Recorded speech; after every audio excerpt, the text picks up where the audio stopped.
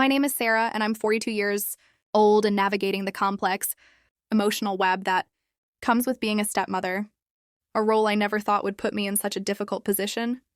My spouse, RG, is a driven and successful entrepreneur who spends most of his time working or engrossed in his phone. Even though I admire his dedication to his work, it frequently leads to feelings of neglect and loneliness, igniting a strong desire for the closeness we once shared.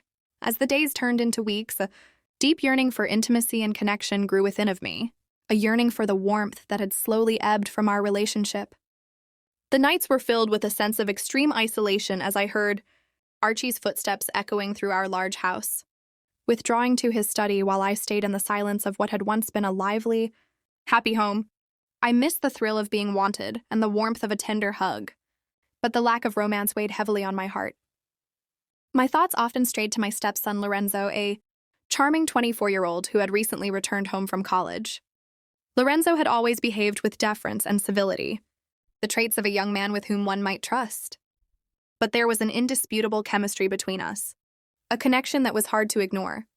He had become a really handsome young man, and I often found myself stealing looks at him, my pulse pounding every time our gazes met.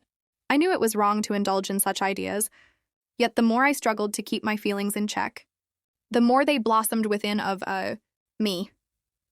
One afternoon, after a long and boring day of waiting for Ilan to get home, I decided it was time to change into something more comfortable and do something to cheer myself up. I let out a sigh as I caught a sight of myself in the mirror. Longing for the day when I would feel cherished and attractive, I went into the bedroom and took solace in the world of possibilities, allowing myself to roam around unhindered for a while. I was going to put on a silk robe when the door suddenly creaked open, cutting me off in my tracks. Lorenzo got home earlier than I thought he would. "Hey, Alfie," he said casually, as he walked into the room, a bright smile lighting up his face. My robe was the first thing I sought for to protect myself as my heart thumped in my chest. But the time was over. Lorenzo's eyes widened as he took in my presence. I said I was sorry to interrupt.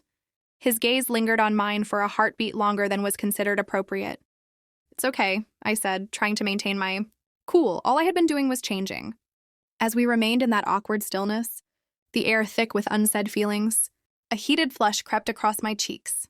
There was an indisputable change between us, a tangible current that required notice, moving his weight from one foot to the other. Lorenzo's eyes darted back to mine as though he were considering something very important. He finally said, "I guess I should be